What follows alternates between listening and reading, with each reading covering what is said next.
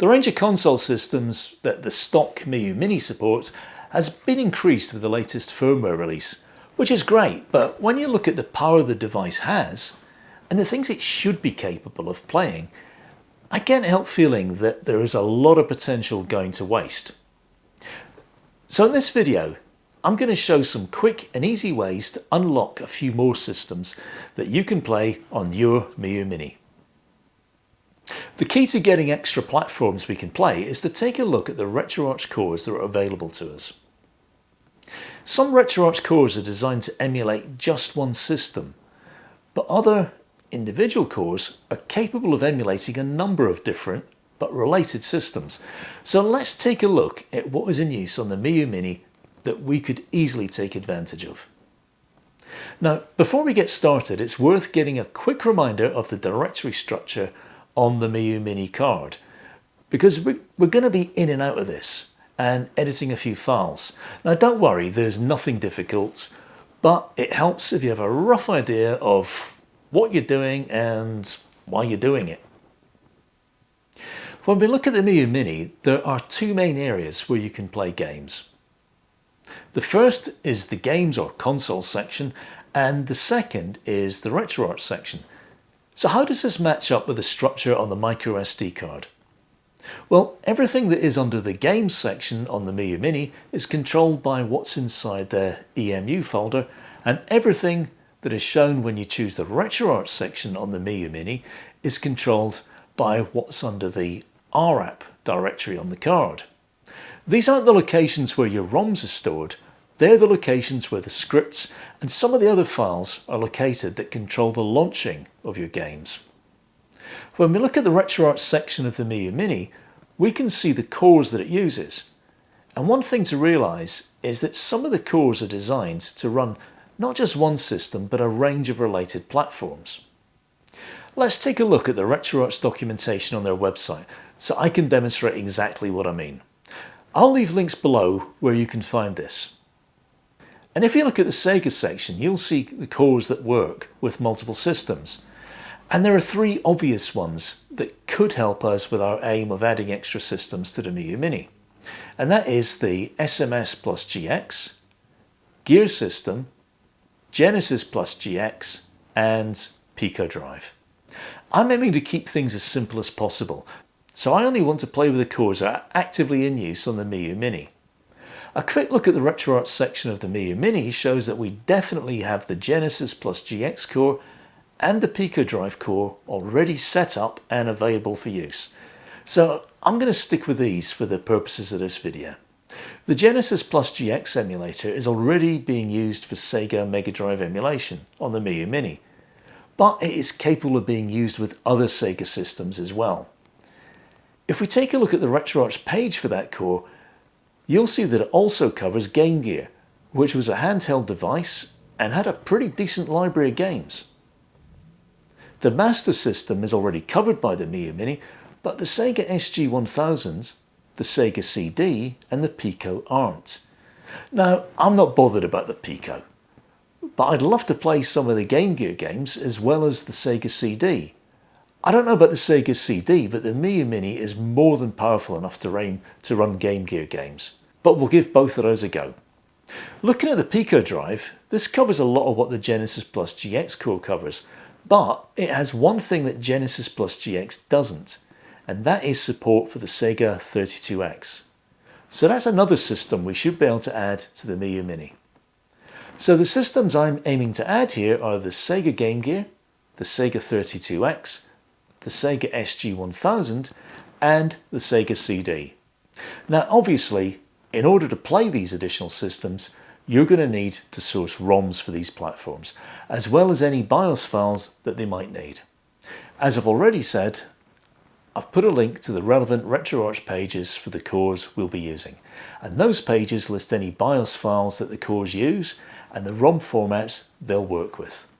I've created a folder under ROMs for each of the additional systems I'm going to be adding, and I've populated them with my ROMs. So that's Game Gear, GG, Sega 32X, Sega CD and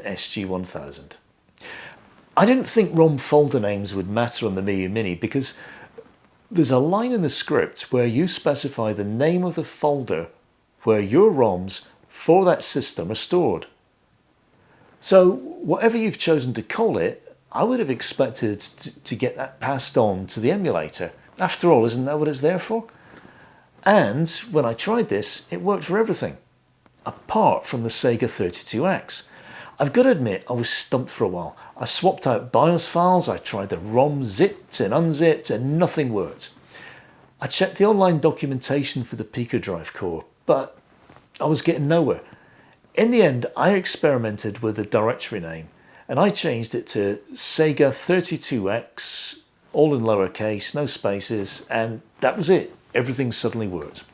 So while I'd like to say that directory names shouldn't matter, in the case of the 32X, it did. Just something to be aware of. So what directory names did I end up using? Well, it was GG for Game Gear, SG-1000 for the SG-1000, Sega 32X, and Sega CD. When it comes to the ROMs, I've avoided 7-zip files, as some of the cores don't seem to handle it. For example, all my Game Gear files have the .gg file extension. A quick scan of the RetroArch page for that core will help you if you aren't sure about what extensions the core can handle. The same pages will also tell you if you need BIOS files for any of these systems. And the good news is that with the exception of the Sega CD, BIOS files for the other systems are optional. It's a good idea to check just to make sure you have the BIOS files for the Sega CD, if you intend to add that platform. The names you're looking for are listed on the RetroArch page for the cores, and the location on your card where you can find the BIOS files is in /retroarch/.retroarch/system. If you do need BIOS files, then unfortunately I can't tell you where to get them, but a quick Google search will. Okay, so at this stage we have our ROM folders created, we've populated them with ROMs, and the Sega CD BIOS files are in place. While we're creating directories to use with our new system, there is one other thing you'll want to do. And that is, under the Images IMGS directory, there is a folder for each of the systems. Whatever you call the new ROMs folder, you should create folders here with the same name to house any image files that you might end up using. Even if you have no plans to use images, I'd still create these as they are referenced later on. So the next step is to put in place the changes to launch these new systems. At this point, you have a decision to make. Where do you want to be launching these systems from?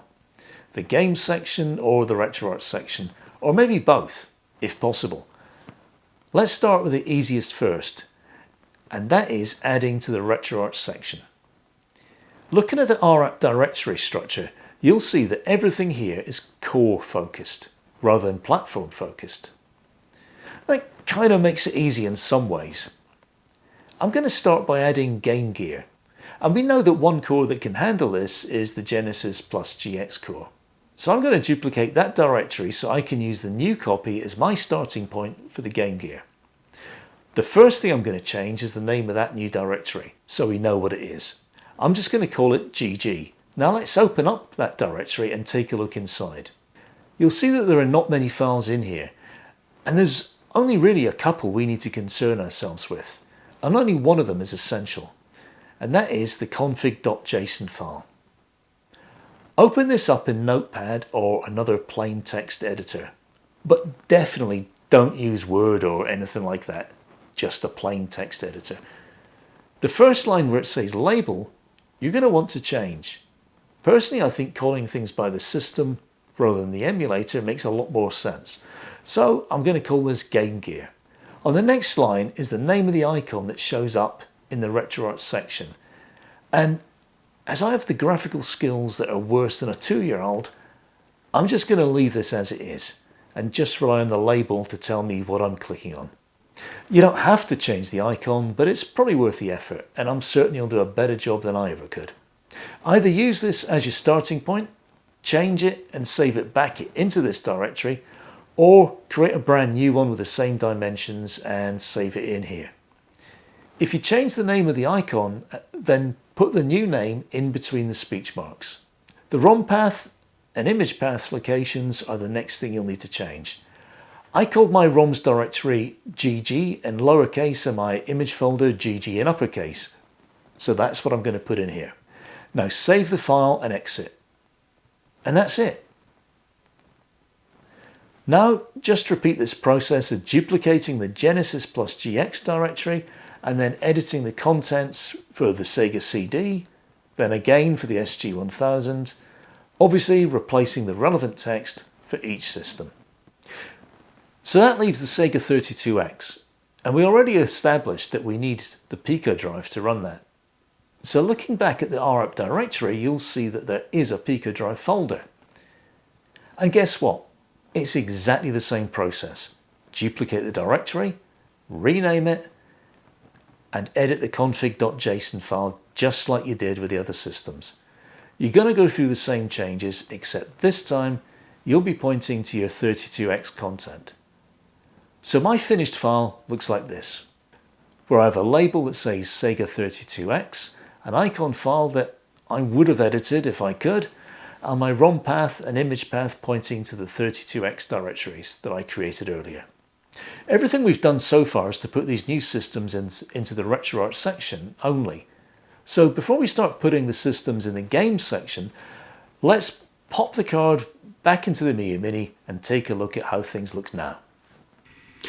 So here we are on the RetroArch section of the Miyoo Mini, and if I go into this and we scroll across, you'll see that here in the top we've got Game Gear, and if I move down we've got the Sega CD, SG-1000, and up here the 32X.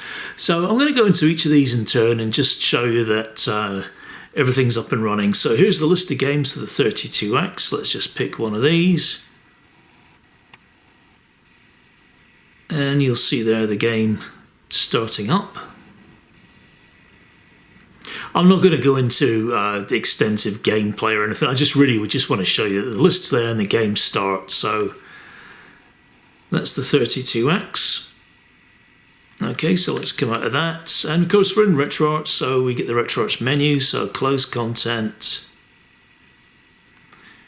And I'll back out of this. So that's the 32X, and beneath that we've got the SG-1000.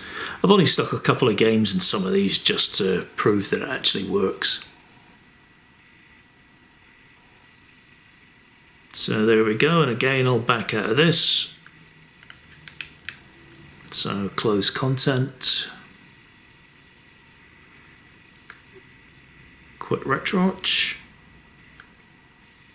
And across to the Sega CD.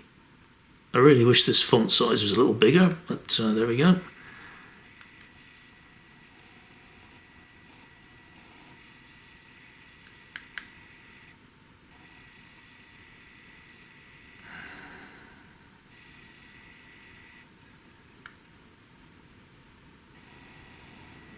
The Sega CD is quite a big file, so it takes a little bit longer to start up. But as you can see, it is starting up, so I'm not going to waste your time here anymore with that. So let me just come out of this.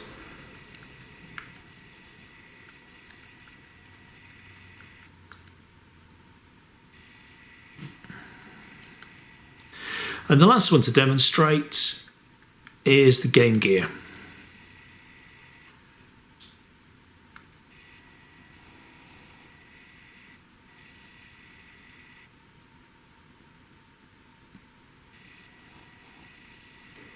And again, you can see that one starting up there. Okay, so that's the 4 platforms we set up, and each of them is successfully up and running. You might be saying, why is there no sound on these? Simply because I've got it turned right down. That's all. Okay, so let me back out of that one as well.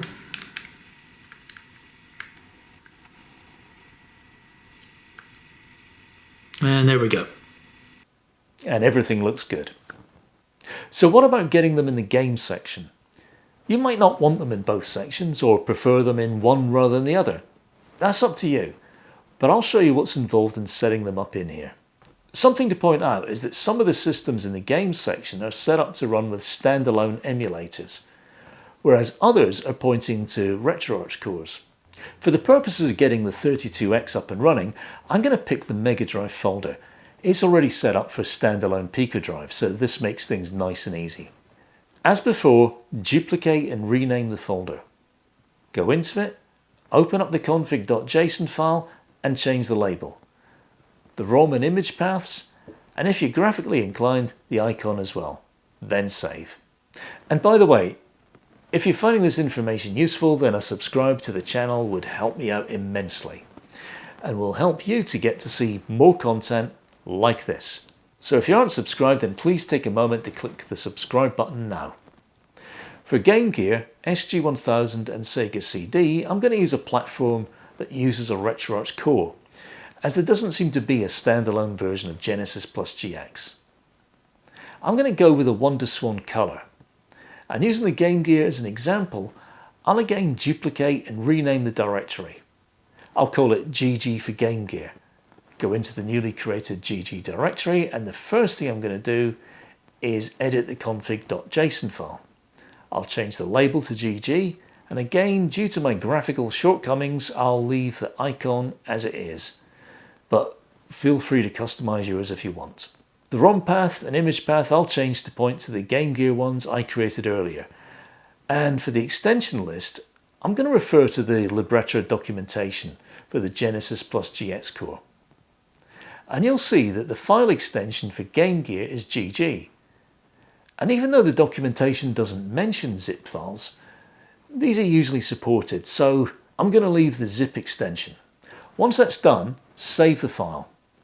The next file to edit is the launch script, launch.sh. It might look complicated, but it's not. All you need to do in here is replace the name of the core used for WonderSwan with the core used for Game Gear. Obviously, we want to make sure this is exactly right. So let's browse to the RetroArch directory into .retroarch and then into cores. We're looking for the Genesis plus GX core. And it's the file that ends in .so. Once you've located that, then carefully copy the file name, including its extension. Go back to your editor and paste over the top of the WonderSwan core name. Double check to make sure you haven't left spaces or stray characters and everything looks good. And then hit save. At this point, if you want to add the SG-1000 or Sega CD to your game section, then the easiest thing to do would be to copy the Game Gear directory and edit as I've just shown you, and change the Game Gear related stuff in the new folder to SG-1000 stuff or Sega CD related stuff. I'm sure at this point you don't need me to take you through those changes all over again. Of course, there is a third option to add systems to your Miyoo Mini, and that is to use the built-in playlist feature within RetroArch. Using this is in a lot of ways much easier than the methods I've already shown you.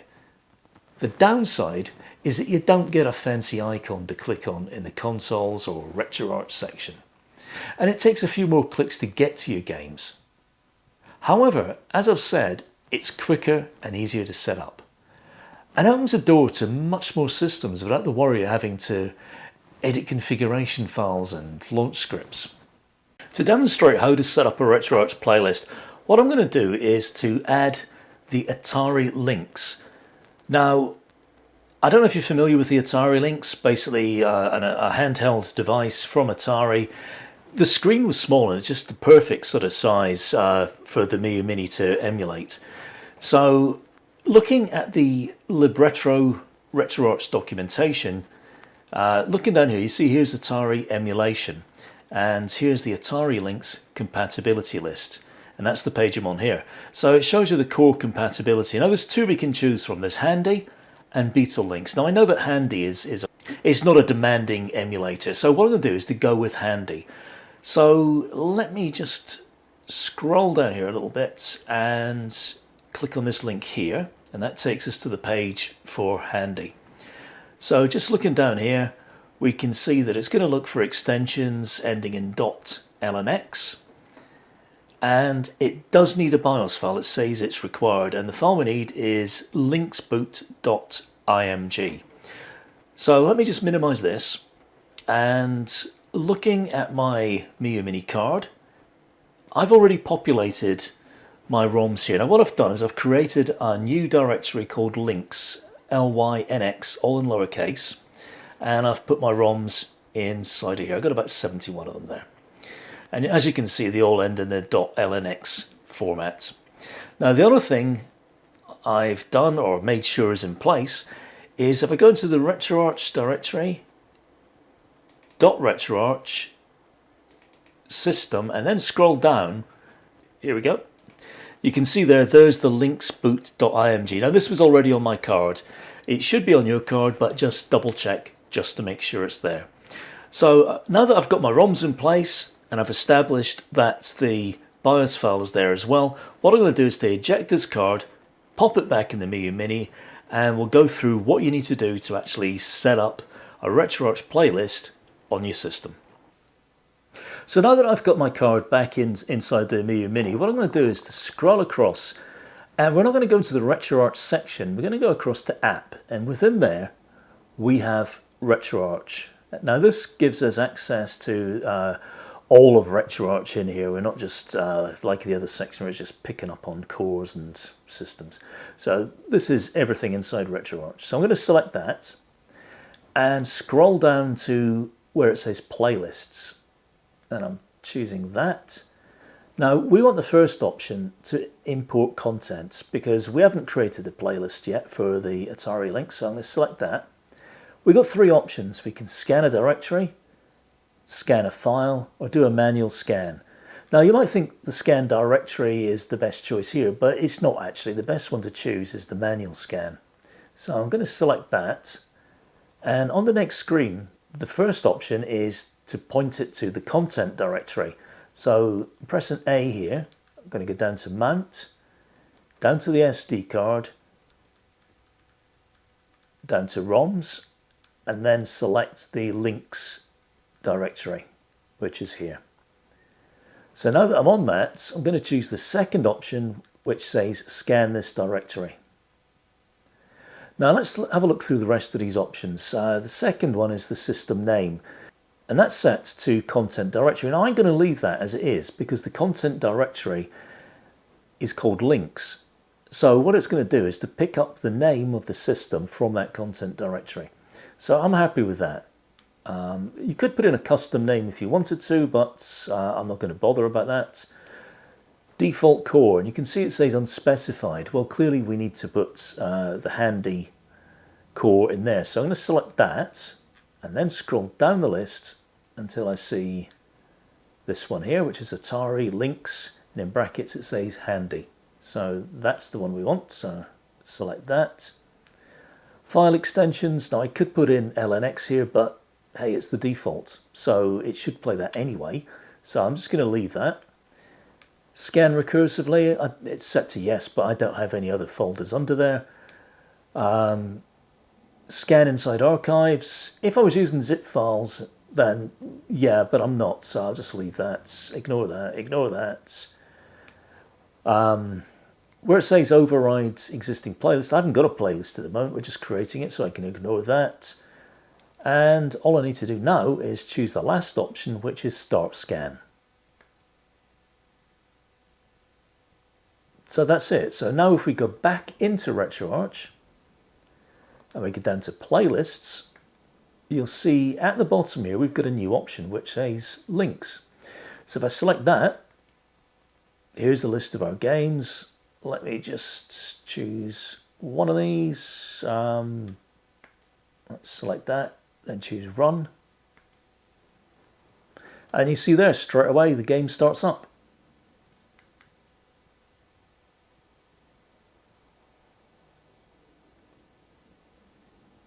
So I'm not going to go into the game because I think you can see for yourself it's working, it's started, everything looking good. So that's it. So if I hit the menu button, I can now say close contents, can back out of that, back out of that, back out of that, and then quit RetroArch. So that's how easy it is to add a system to your Miyoo Mini.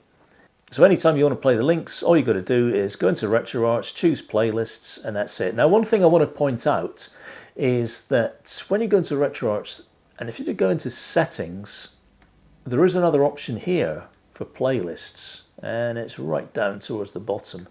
And what this will allow you to do is there's all sorts of different parameters that you can change here, and where you can tidy it up, compress them, do all sorts of stuff with them. Just so you're aware of that, I'm not suggesting you need to do anything in here, but just be aware that this exists. Of course, you can use the techniques I've shown you in this video to add other systems. So feel free to experiment. Obviously, there are going to be limitations, such as the power of the device and the range of the physical controls it has. So don't go expecting to get PS2 or PSP up and running, for example. And naturally, you can use the techniques I've shown you here to change the default core that a system uses, such as maybe change the GPSP core that GBA uses and replace it with MGBA. I'm not suggesting you do this, I'm just using it as an example of what could be done. Hopefully this has been of some help, and if it has, then make sure to subscribe to the channel for more like this. And if you need to catch up on any of my other Miyoo Mini videos, then you can start by clicking on one of the ones I've got shown on the screen. And I look forward to seeing you in the next video.